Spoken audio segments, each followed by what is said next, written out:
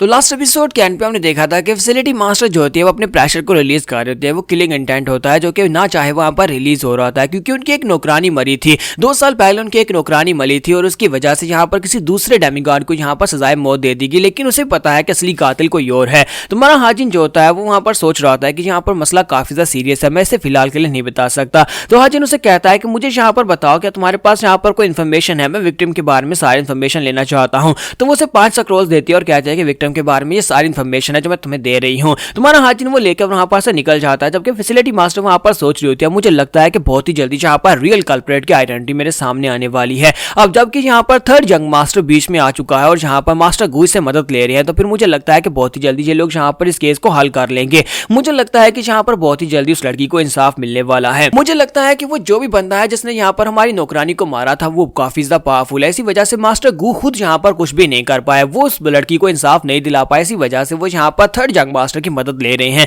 Third young master की मदद ले रही है, इसका मतलब यह है कि वो जो भी बंदा है उसका स्टेटस काफी ज्यादा हायर है। तो या तो वो यहाँ पर यंग मास्टर्स में से कोई एक हो सकता है या फिर यहाँ पर 7 बड़ी नोबल फैमिलीज में से कोई एक हो सकता है, लेकिन बहुत ही जल्दी स्मारा फेस्टिवल में मुझे पता चल जाएगा। फिर साथ ही वो अपने साथी जॉनिल से कहते हैं कि जॉनिल मैं चाहता हूँ कि यहाँ पर स्मारा फेस्टिवल में जितने भी हाई रैंक ऑफिशियल्स आने वाले हैं उन सभी का नाम और उनकी लिस्ट लेकर मेरे पास आ जाओ। तो वो कहता है हाँ ठीक है मैडम मैं ले आता हूँ। तो उसी के साथ ही नेक्स्ट सीन जो होता है हाजिन के घर का दिखाया जाता है कि हाजिन जो होता है वो वहां पर लॉ की बुक को पढ़ रहा होता है कि कैसे यहाँ पर किसी को सजा दी जा सकती है और कौन कौन से कानून को उनके खिलाफ यूज किया जा सकता है। लेकिन वो एक बहुत ही मोटी बुक होती है, तो उसको पढ़ते पढ़ते उसका सर दर्द शुरू हो जाता है और कहता है कि मुझे तो लगा था कि मैं यहाँ पर किसी कल्प्रेट को लॉ पढ़ने के बाद उसको बड़ी आसानी से कानून के झांसे में फंसा सकता हूँ, लेकिन यहाँ पर जो बहुत ज्यादा बड़ी और मोटी किताब है, इतनी बड़ी किताब को पढ़कर तो मैं थक गया हूँ। और इसी के साथ ही हाजिन कहता है कि कैसे मैं ये कर पाऊंगा, मुझे यहाँ पर समझ नहीं आ रही कि अब मैं क्या कर पाऊंगा। फिर साथ ही वो सोच रहा था मैं कर क्या रहा हूँ, मैं यहाँ पर ये मुझे तो समझ नहीं आ रही कि मैं यहाँ पर से भागने के बारे में सोच रहा था, आजादी के बारे में सोच रहा था, लेकिन जितना ज्यादा मैं यहाँ से भागने के बारे में सोचता हूँ उतना ज्यादा मैं इनके मसलों में उलझता हुआ जा रहा हूँ। यहाँ पर मुझे इन चीज की बात को मानने की जरूरत ही नहीं थी, मैं वहीं पर उसको ना कर देता और उसे कहता है कि मैं तुम्हारा काम नहीं करूंगा और इसी के साथ ये मसला हल हो जाता और सारी मैस में पड़ता ही नहीं। इसके साथ ही हाजिन रूम से बाहर निकलता है तो डोंगपिल सामने खड़ा होता है और कहता है कि यंग मास्टर क्या तुम रेडी हो? तो वो कहता है हाँ बिल्कुल रेडी हूँ। हाजिन उसे कहता है कि तुम्हें देखकर लगता है कि तुम पहले से काफी ज्यादा बेहतर लग रही हो। तो वो कहता है हाँ young master last time training ने आपने मुझे बताया था ना कि मुझे फुल स्ट्रेंथ को रिलीज करना चाहिए, तो मैंने वो सीख लिया और उसके बाद अब मुझे काफी अच्छा और बेहतर महसूस हो रहा है। तो हाजिन उसे कहता है अच्छा ठीक है, मुझे लगता है कि आज के बाद से अपनी इस पोटेंशियल्स को छुपाने की जरूरत नहीं है, अपनी फुल पोटेंशियल्स को रिलीज किया करो तभी तुम आगे बढ़ पाओगे। फिर साथ ही वो लोग मारा फेस्टिवल में जाने के लिए बिल्कुल रेडी हो जाते हैं। तो इसी के साथ ही हाजिन कहता है कि चलो फिर चलते हैं और चलकर हम लोग उस कल्प्रेट का रियल फेस देखते हैं। तो मारा फेस्टिवल का सीन दिखाया जाता है, गलियों को काफी अच्छे से सजाया गया होता है, वहां पर बहुत ज्यादा रश होता है, जबकि यहीं पर खाने की काफी सारी चीजें होती हैं। तुम्हारा हाजिन एक स्क्यूर लेकर वहां पर खा रहा था और कहता है कि ये फेस्टिवल तो काफी ज्यादा मजेदार है, जहां पर ऐसे लगता है मेला लगा हुआ हो और काफी सारे लोग जहां पर आए हुए हैं। इसी वजह से अंगवा जहां पर आने के लिए बहुत ज्यादा एक्साइटेड थी। मैं तो बहुत ज्यादा खुश हूं कि अंगवा जहां पर आई होगी, क्योंकि मैंने उसे एक दिन पहले जहां पर छुट्टी दे दी। फिर साथ ही वहां पर सामने एक स्टेज शो दिखाई देता है जहां पर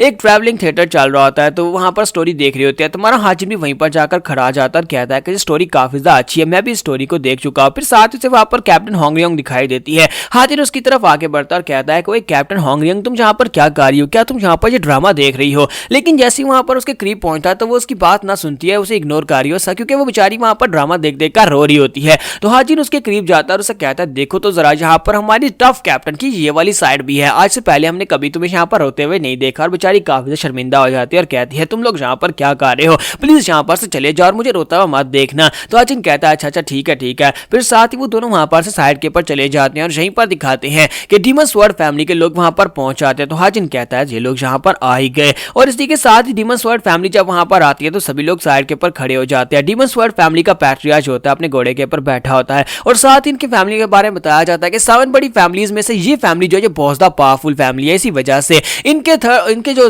यंग मास्टर है, जो इनका बड़ा बेटा है, उसको यहाँ पर डीमन एम्पर के पर्सनल डिसाइपल बनाया जाएगा और इसी सेरेमनी में यहाँ पर उसको पर्सनल डिसाइपल बना लिया जाएगा। आ जाता है कि पिछले 2 साल में हमारा फेस्टिवल में नहीं आए थे और इस बार तीसरे साल के बाद हमारा फेस्टिवल में हिस्सा लेने के लिए आए हैं। लगता है कि ये यहाँ पर डीमन डिवाइन कल्ट से नाराज थे, लेकिन अब जबकि फाइनली यहाँ पर आ चुके हैं तो ये बात काफी ज्यादा अमेजिंग। और साथ ही ये लोग अपने रॉयल गार्ड्स को भी लेकर आए हैं जो कि यहाँ पर बहुत ही पावरफुल ऑरा को रिलीज कर रहे हैं। ये तो यहाँ पर अपनी पावर का प्रदर्शन कर रहे हैं कि डीमन स्वॉर्ड फैमिली कितनी पावरफुल है। तो डोंगपिल भी वहां पर ये सब कुछ देख रहा था। फिर साथ ही यंग मास्टर से कहता है कि यंग मास्टर आपको नहीं लगता कि यहाँ पर डीमन स्वॉर्ड फैमिली का जो पैट्रियार्च है उसकी पावर काफी ज्यादा पावरफुल है, यानी कि वो डीमन लॉर्ड जितने पावरफुल पावरफुल तो हो ही सकते हैं, लेकिन यंग लॉर्ड वहां पर नहीं होता। वो कहता है कि थर्ड यंग मास्टर आप कहां पर चले गए, और इसी के साथ ही स्वॉर्ड मास्टर को दिखाता है कि वो कहता है कि लड़के तुम कौन हो जो हमारे सामने आकर खड़े हो गए हो। तो हमारा हाजिन जो होता है उसके घोड़े के सामने आकर खड़ा हो जाता है और उसे कहता है कि तुम लोग डीमन स्वॉर्ड फैमिली से हो। तो स्वॉर्ड मास्टर उसे कहता है कि हाँ हम लोग डीमन स्वॉर्ड फैमिली से हैं, लेकिन तुम कौन हो। तुम्हारा हाजिन उसे कहता है कि कुछ अर्सा पहले मैं की ब्लॉकेज की वजह से बीमार हो गया था, जिसकी वजह से मेरी मेमोरीज चली गई हैं। लगता है मैं पहले भी तुमसे मिल चुका हूं लेकिन मुझे याद नहीं है,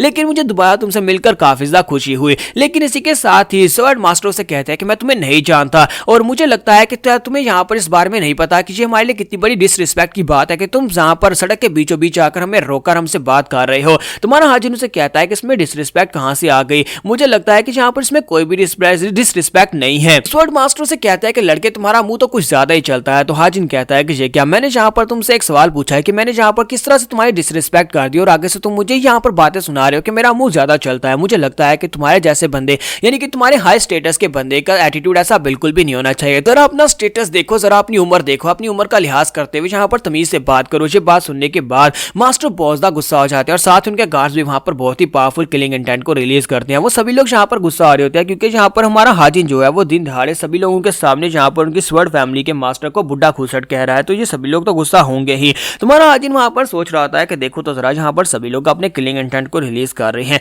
लेकिन इन लोगों को क्या लगता है कि ये सभी भेड़िए यहाँ पर टाइगर को अपने किलिंग इंटेंट से इफेक्ट कर पाएंगे। स्वॉर्ड मास्टर जो होते हैं वहां पर आसपास लोगों को देखकर यहाँ पर गुस्सा नहीं कर रहे होते। वो उसे कहते हैं कि मुझे नहीं पता कि लड़के तुम कौन और यहाँ पर हमसे इतनी बदतमीजी से बात क्यों कर रहे हो, लेकिन मैं यहाँ पर क्योंकि तुमने कहा कि मैं एक बुढ़ा आदमी हूँ तो मैं यहाँ पर तुम्हारी इस बात को ओवरलुक कर देता हूँ और तुम्हें यहाँ पर से जाने देता हूँ। ठीक है, मैं तुम्हें माफ कर देता हूँ। हाजिन उसे कहता है कि लेकिन मेरे एक सवाल का जवाब दो और उसके बाद तुम जा सकते हो। मुझे एक बात बताओ, अगर तुम्हारा बेटा यहाँ पर तुम्हारी आंखों के सामने कुछ बहुत ही गंदा क्राइम करता है तो फिर तुम क्या करोगे। तो ये बात सुनने के बाद उसके दोनों ही बेटे काफी ज्यादा हैरान होते हैं, जबकि हमारा हाजिन उसे कहता है कि तुमने मेरा सवाल सुना ना, चलो अब जवाब दो। जबकि स्वॉर्ड मास्टर उसे कहता है कि मैं यहाँ पर तुम्हारे सवाल का जवाब क्यों दूं, यहाँ पर मैं कोई ऑब्लिगेटेड तो नहीं हूँ कि तुम्हारे सवाल का जवाब देना पड़ेगा। और साथ ही वो अपनी स्पेशल टेक्निक को यूज करते हैं, अपनी हैंड टेक्निक को यूज करते हुए हमारे हाजिन के ऊपर अटैक करते हैं और उसे साइड के ऊपर हटाने की कोशिश करते हैं और कहते हैं कि अब जल्दी से साइड के ऊपर हट जाओ। बाकी सभी लोगों के ऊपर प्रेशर पड़ता है तो वो सभी लोग बहुत ज्यादा घबरा जाते हैं और कहते हैं कि स्वॉर्ड मास्टर का प्रेशर तो बहुत ज्यादा है, लगता है कि ये वाकई में डीमन एम्परर की पावर लेवल के बराबर पहुंच चुके हैं।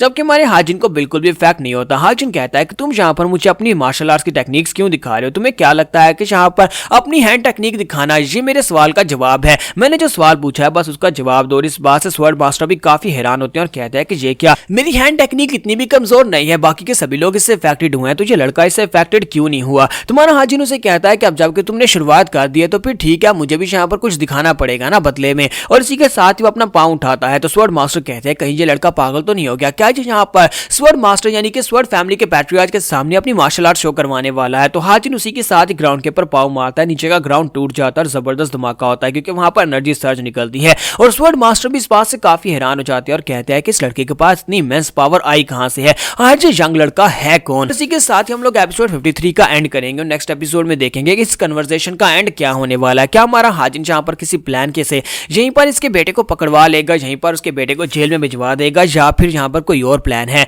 तो एपिसोड की एक्सप्लेनेशन अच्छी लगी हो तो कमेंट करके जरूर बताइएगा। वीडियो को लाइक करना मत भूलिएगा। Thank you.